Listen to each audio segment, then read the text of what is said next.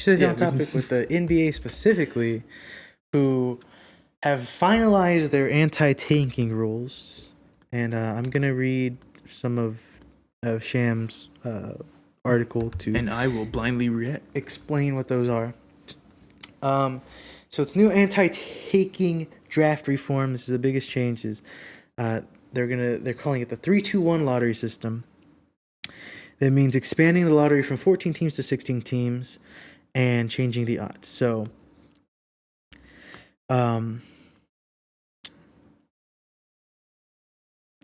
teams that don't qualify for the playoffs or play-in tournament but stay out of the regulation zone being the worst 3 records in the league. So teams 4 through 10 will receive 3 lottery balls each.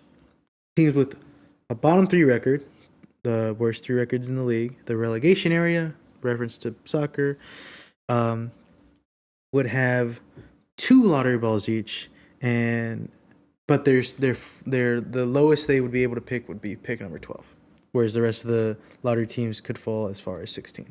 So if you're a bottom 3 team in the league, you're never picking lower than 12. Even then, yeah. Even though there's 16 teams in the lottery system. Yeah. Yeah. At least almost guaranteed top 15 pick. Yeah. The number 9 and 10 play-in seeds in each conference will receive 2 lottery balls each, and the losers of the 7 and 8 play-in games will receive 1 lottery ball each. Yeah. Yeah.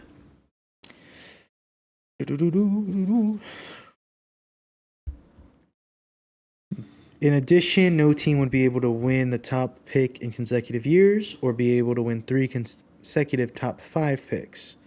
Something that I talked about being a thing. Teams also would not be able to protect picks in the 12 to 15 slots going forward. So no more protected picks in lottery slots, basically. They're in those lottery slots at least. And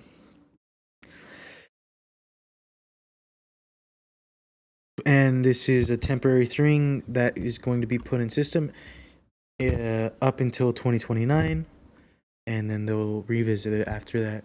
So it's going to be, obviously this draft isn't affected by that because teams weren't aware of it. So it's going to be the 2027, 2028, 2029 seasons that are under that rule. What do you think about this stuff? I think it's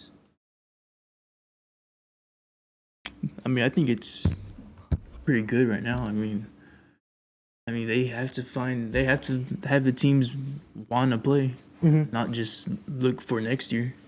Yeah. I was kind of like, man, even the playing teams get a lottery spot, but then like thinking about it, the playing games aren't even playoff games anyway. So I mean, it makes sense. They lose the playing games, miss the playoffs. Yeah. I do like the no back-to-back first overall picks or top 5 3 times in a row. That's good. You want to see different teams in there. I like it so far. Kind of do want to see how it's gonna work next year. Yeah, I think obviously it's a big thing is trying to change the fan perception, which is like it's become a thing where fans later in the season are like, screw this, I want to lose, but voting for taking. But now it's sort of that soccer mentality where obviously being a bottom 3 team is worse than being the 4th worst team in the league. You have worse odds. So even as a bad team, your fans will still be actively cheering for that to win games late in the season because they want those better odds. Yeah. I think maybe what you're risking is like play-in teams fans wanting to lose those games rather than making the playoffs. That's where the risk is, maybe. But where maybe those guys will start cheering to lose. Yeah. But I don't know how much that will translate to players, Yeah, I mean, really, I guess we really got to see how the teams react to these rules, because I mean, obviously they're gonna go to what the teams want. Mm-hmm. But I mean, their main goal is bringing viewership up. So it, as a fan watching the teams that just try to lose on purpose, Mm-hmm. it sucks. Especially especially if you're a fan of the game Mm-hmm. and you're watching, and I don't know. Sometimes it's obvious that some teams are just don't care about the game. Yeah. Kind of takes the fun out of watching it, the excitement. Yeah. So I mean, hopefully this brings a little more excitement. Mm. I think. I don't know. At least with teams knowing that they're almost gonna be in the lottery anyway. Yeah. Well, because I think for me, it's almost always true. I'm not gonna say always, but it's almost always true that like tanking doesn't happen on the court. Players will always try to play their best basketball.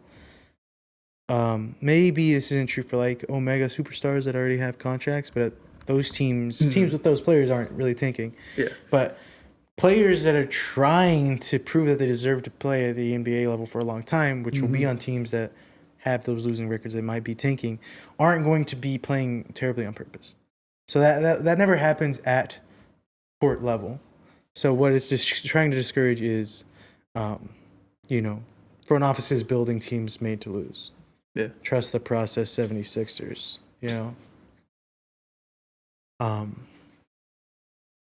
And so I mean I think I'm a big fan of it.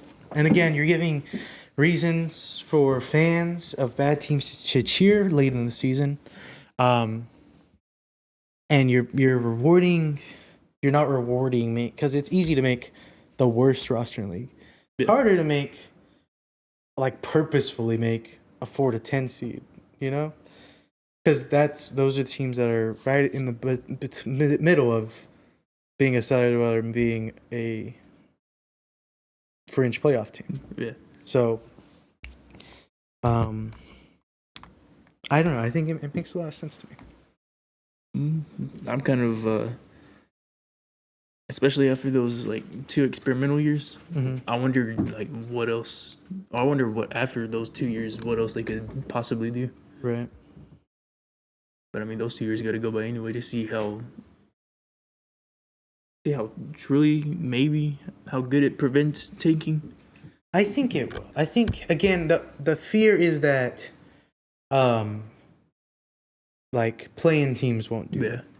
And again, I don't think it happens at court level, but if the GM and coach are colluding, then maybe you have teams intentionally throwing play-in games to get 2 lottery balls instead of losing in the first round of the playoffs and not getting any. Yeah, because because of that, I've heard that some people still really aren't a fan of the play-in games, so there's a chance that the play-in games could just be scrapped altogether. I think that what might honestly be the best outcome, because it is not with that the play-in game, and I think this new draft lottery system are kind of at odds, because, and again, or maybe just make it the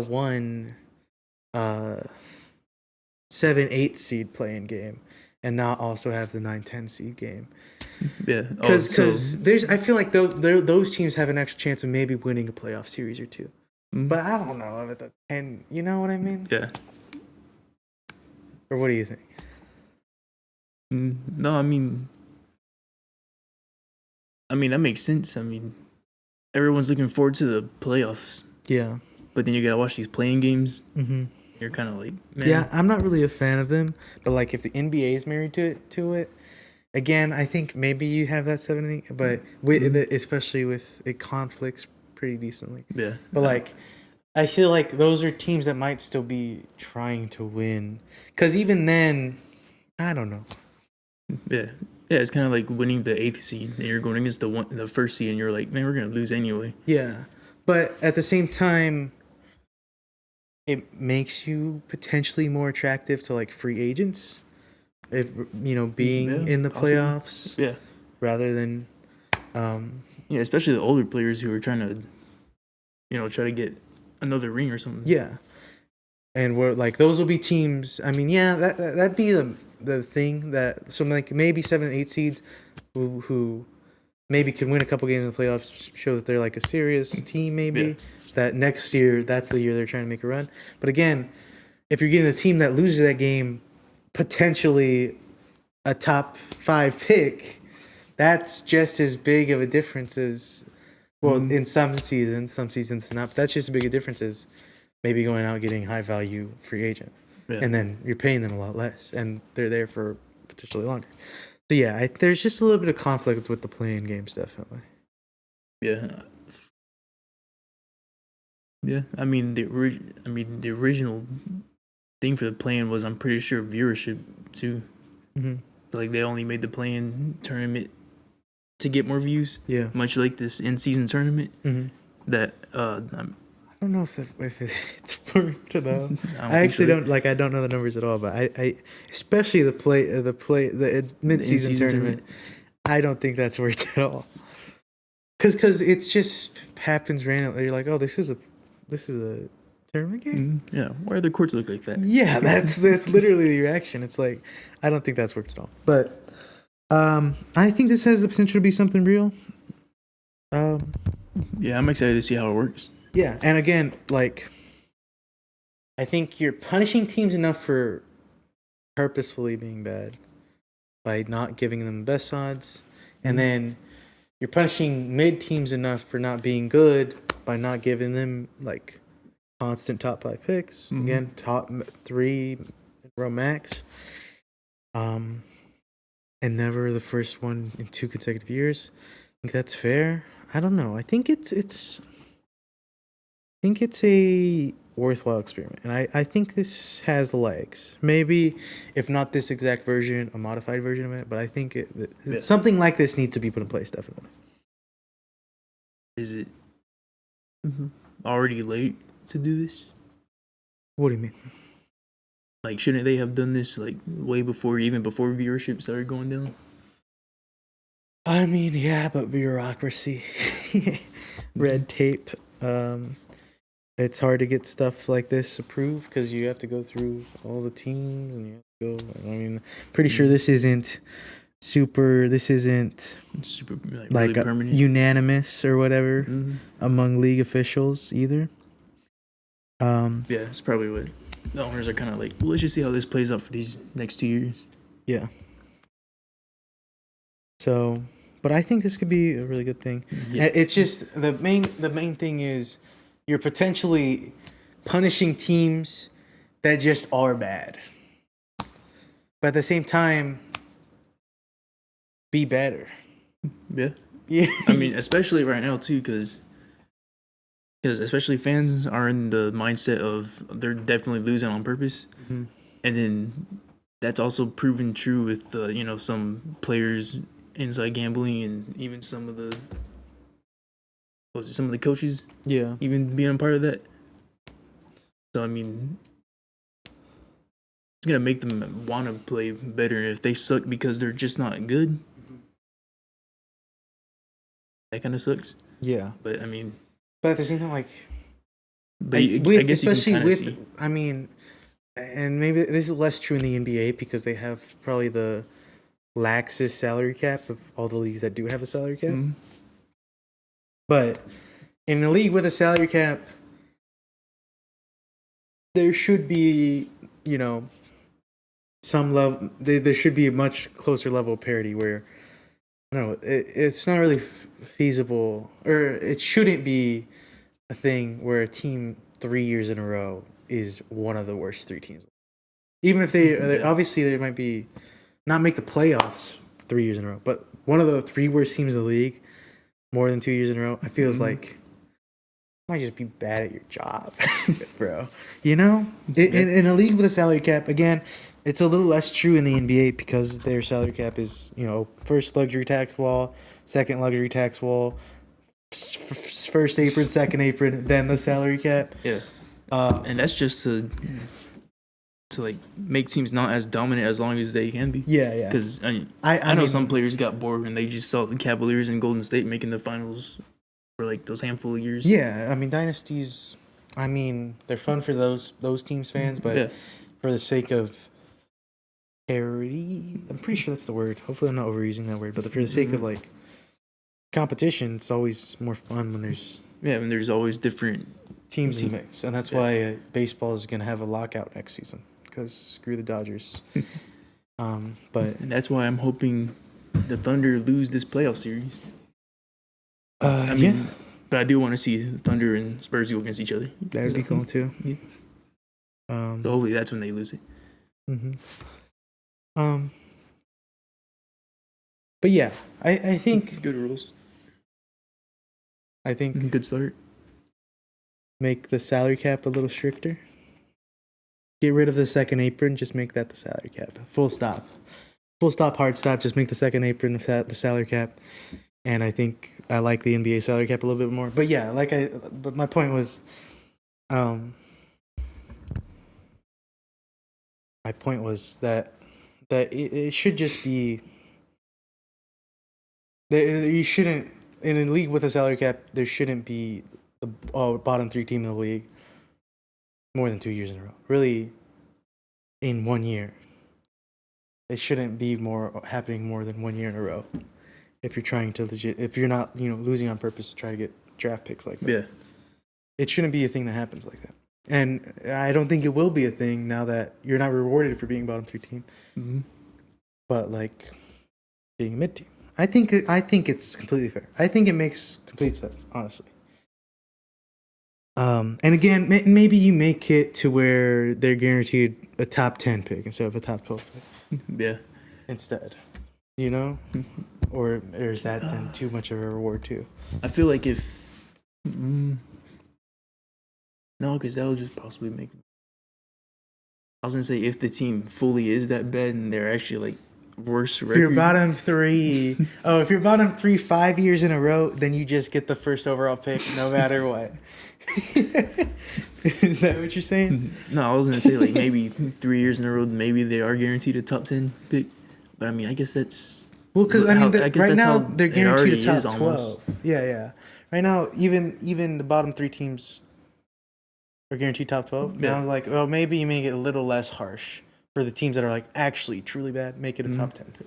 And then you're getting one of the top 10 best players coming out of the college draft that season. Yeah. Yeah, I think that's fair. Mm-hmm.